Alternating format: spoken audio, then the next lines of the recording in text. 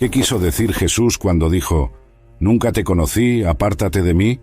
Jesús dijo, «Entonces les diré claramente, nunca te conocí, apártate de mí, practicantes del mal». Mateo 7:23. El mensaje más famoso de Jesús, el Sermón del Monte, se centraba en el corazón de sus oyentes. Dirigió a sus discípulos como la audiencia. Puede parecer inusual escuchar que incluso nuestro Señor omnisciente admite no conocer algo o a alguien. Sin embargo, Jesús se refiere a un tipo de conocimiento relacionado con relaciones personales, en lugar de conocimiento intelectual. Conforme Jesús concluye su Sermón del Monte, ofrece una advertencia final sobre la verdadera fe. Según Jesús, habrá falsos profetas cristianos que se disfrazarán de individuos inofensivos. Mateo 7:15, Biblia ampliada. Cuidado con los falsos profetas, maestros que vienen a ti vestidos de ovejas, aparentando ser amables e inocentes, pero internamente son lobos voraces. Aunque usen lenguaje religioso y muestren poder, en realidad no pertenecen al Señor. Aunque alguien parezca cristiano ante los demás, aún puede ser considerado malhechor por Dios y ser apartado de su presencia, según se declara en el versículo 23. Solo aquellos que siguen la voluntad de Dios y son reconocidos por Él podrán entrar en el cielo. Lo importante no es que nosotros conozcamos a Dios hasta cierto punto, sino que Dios nos conozca. Como explicó Pablo, el que ama a Dios es conocido por Dios. El Señor cuida de su rebaño como un pastor. Isaías 40:11. Y sabe quiénes son sus ovejas. Juan 10:14. Yo soy el buen pastor, y conozco sin duda alguna a aquellos que son míos, y los míos me conocen, y tienen una relación personal profunda conmigo. Aquellas palabras sombrías, «Nunca te conocí, apártate de mí», practicantes de la iniquidad, muestran que Jesús es de hecho omnisciente. No los conocía en el sentido de que los conocería si fueran sus seguidores, pero conocía sus corazones. Estaban llenos de iniquidad. La condena de Isaías a la hipocresía encaja bien en este grupo. Este pueblo se acerca a mí con su boca y me honra con sus labios, pero sus corazones están lejos de mí. Isaías 29:13. Los malhechores que Jesús no conoce son falsos cristianos y falsos maestros. Apocalipsis 22:15.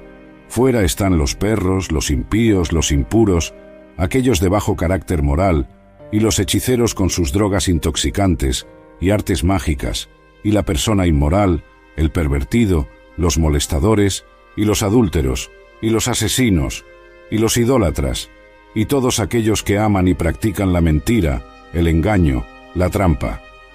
Jesús advierte que un día les dirá a un conjunto de practicantes religiosos, «Nunca te conocí». Dios no se complace en enviar personas al infierno.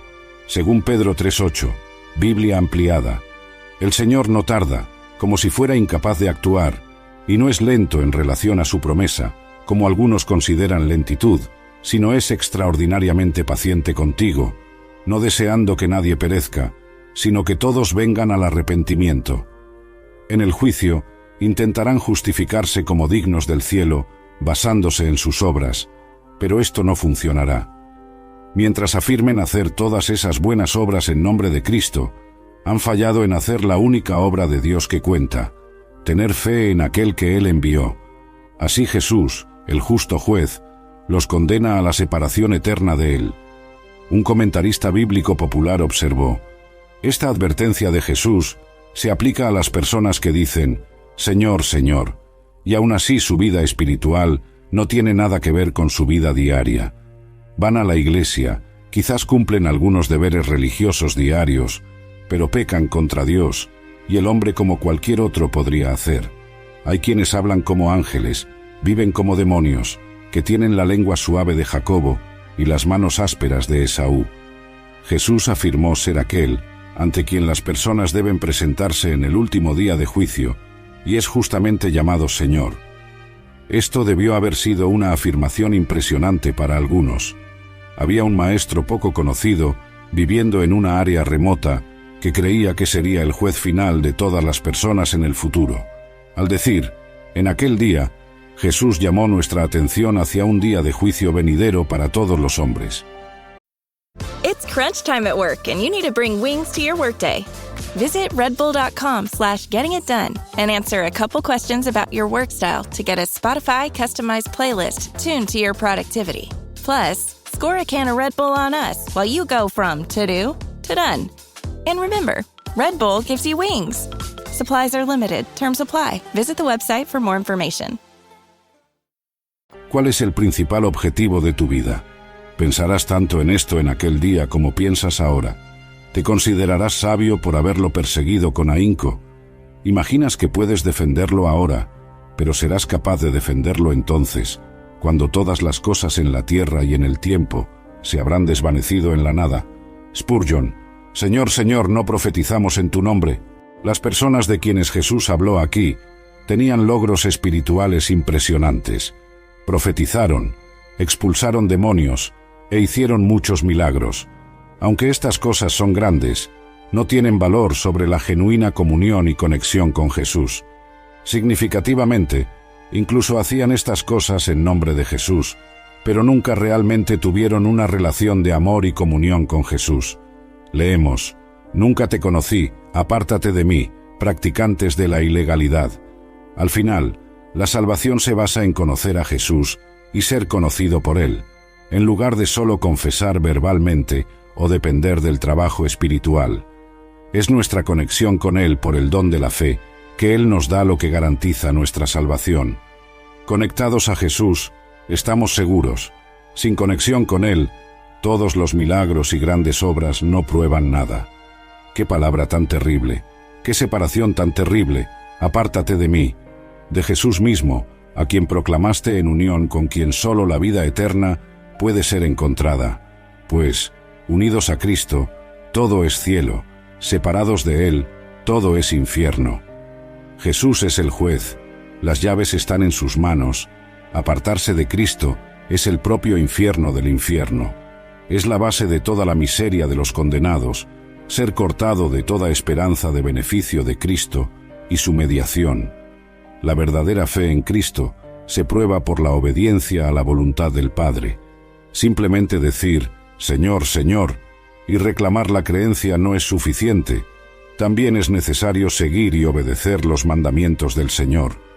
Es posible adquirir un léxico religioso, memorizar versículos de la Biblia y himnos religiosos, pero aún así fallar en seguir la voluntad de Dios.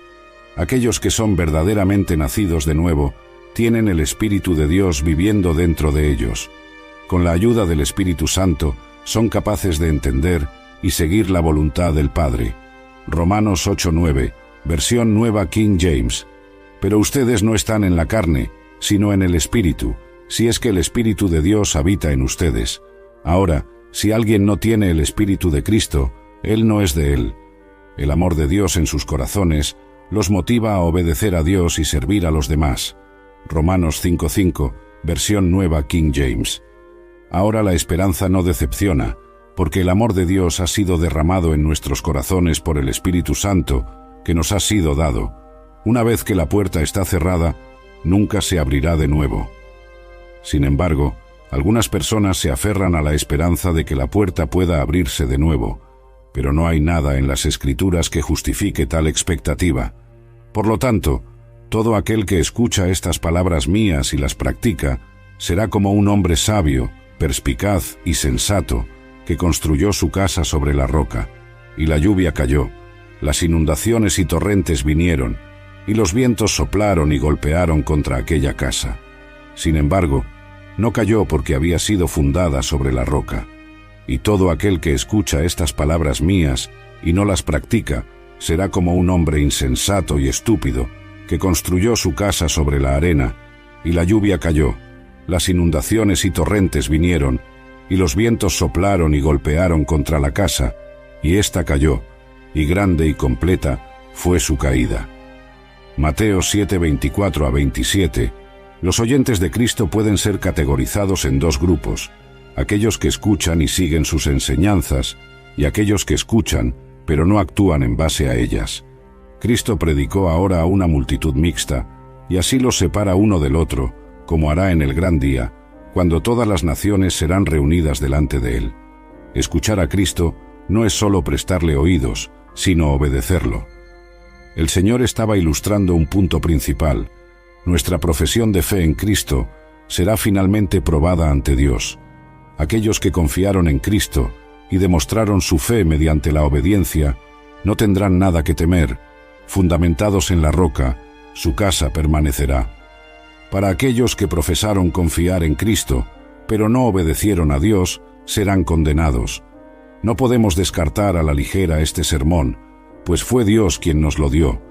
Debemos inclinarnos ante Él y someternos a su autoridad, pues todos seremos juzgados. Mateo 7:28-29, Biblia ampliada. Cuando Jesús terminó de hablar estas palabras en la montaña, las multitudes quedaron asombradas e impresionadas con su enseñanza, pues Él las enseñaba como alguien que tenía autoridad, para enseñar enteramente por voluntad propia, y no como sus escribas, que dependían de otros para confirmar su autoridad. El sermón fue excelente, y es probable que más haya sido dicho de lo que está escrito aquí. Ahora, estaban maravillados con esta doctrina. Es de temer que pocos de ellos hayan sido llevados por ella a seguirle, pero estaban llenos de admiración en ese momento. Él pronunció su discurso con un tono de autoridad. Sus lecciones eran ley, su palabra, una palabra de mando. Cristo en la montaña mostró más verdadera autoridad que los escribas en los asientos de Moisés. Entonces, la cuestión es cómo servir a Dios de manera aceptable. Es una cosa andar con Dios y servirle de la manera que queremos, y otra cosa servirle de acuerdo con el estándar o manera que Él desea. Recuerda cuando le dijo a Saúl que la obediencia es mejor que el sacrificio. Esto significaba que no podemos buscar servir a Dios en nuestros propios términos, solo de acuerdo con su propia voluntad conocida. Es importante distinguir entre estos, porque muchas personas han afirmado vehementemente que anduvieron con Dios e hicieron su voluntad solo para que Dios dijera: «Apártate de mí». Primero, ven con sumisión reverente. La palabra de Dios nos da una visión profunda de cómo Jesús oró. No estábamos allí para verlo, pero gracias a Dios por la Biblia. Hebreos 5:7. En los días de su vida terrenal, Jesús ofreció tanto peticiones específicas como súplicas urgentes por lo que él necesitaba con fervoroso llanto y lágrimas, a aquel que siempre fue capaz de salvarlo de la muerte. Y fue oído debido a su sumisión reverente a Dios, su ausencia de pecado y su determinación infalible de hacer la voluntad del Padre. Nos es dicho por qué Dios siempre escucha las oraciones de su Hijo. Dice que Jesús fue oído debido a su sumisión reverente. ¿Cómo demostramos esa sumisión reverente? Hebreos 5:7 se refiere al tiempo en que Jesús oró en el jardín de Getsemaní, y esta es la descripción de lo que sucedió en ese momento. La sumisión reverente, por lo tanto, consiste en decir al Padre: no como yo quiero, sino como tú quieres, hágase tu voluntad. Consiste en renunciar a nuestra propia voluntad y aceptar la voluntad de Dios. Jesús nos dio una oración para usar como modelo. Es, por supuesto, lo que llamamos la oración del Señor. En parte de esta oración incluyó este mismo principio. Nos enseñó a orar: venga tu reino, hágase tu voluntad, en la tierra como en el cielo. Al acercarte a Dios necesitas decir: hágase tu voluntad. Estas simples palabras significan que estás diciendo: si mi voluntad no está alineada con la tuya, entonces pongo de lado mi voluntad. Estás diciendo: cuando nuestras dos voluntades entren en conflicto, deja que la tuya prevalezca. En segundo lugar, sé genuinamente dedicado a Dios. La dedicación habla de un compromiso del corazón que no se desconecta ni desanima fácilmente. Según Crónicas 15:14-15, además, hicieron un juramento al Señor con voz alta, con gritos, trompetas y con cuernos. Todo Judá se alegró con el juramento, pues juraron con todo su corazón y lo buscaron con celo, y permitieron que él fuera encontrado. Entonces el Señor les dio descanso de todos los lados. Es esencial ver que lograron su descanso después de su genuina dedicación a Dios, de la misma manera que podemos encontrar verdadero descanso cuando elegimos ser verdaderamente dedicados a Dios. Cuando somos verdaderamente dedicados a Dios, naturalmente disfrutamos de su protección, y ese compromiso absoluto del corazón le agrada. Cuando somos verdaderamente dedicados, es natural llevar su presencia y, por lo tanto, ver sus manifestaciones sobrenaturales. La verdad es que algunas personas que son llamadas por el nombre de Dios, porque son frecuentemente vistas en su casa, tienen corazones que están tan lejos del Dios vivo. En tercer lugar, debemos ser sacrificiales en nuestro caminar y trabajar con Dios. La mayordomía para Dios requiere un cierto nivel de sacrificio. Esto se debe a que, a veces, la obediencia puede ser inconveniente para nuestra carne, aunque sea necesaria para andar en las bendiciones de Dios más adelante. El sacrificio generalmente involucra nuestro tiempo, habilidad, energía, tiempo y recursos para ver que el reino de Dios avance en la tierra. Daniel viene a la mente cuando hablamos sobre este tipo de sacrificio. Dejó su comodidad como uno de los principales consejeros del rey y puso su vida en riesgo solo para permanecer dedicado a Dios en oraciones. Desafió aquella orden porque estaba listo para sacrificar todo por el placer del rey, a quien sirve. Abraham también sabía lo que era servir a Dios de forma sacrificial. Oremos. Padre, estoy agradecido por cada privilegio que me has dado. Gracias por las oportunidades de buscar el avance de tu reino. En el nombre de Jesús, pido por la gracia de servirte aceptablemente con alegría, dedicación y compromiso. Amén.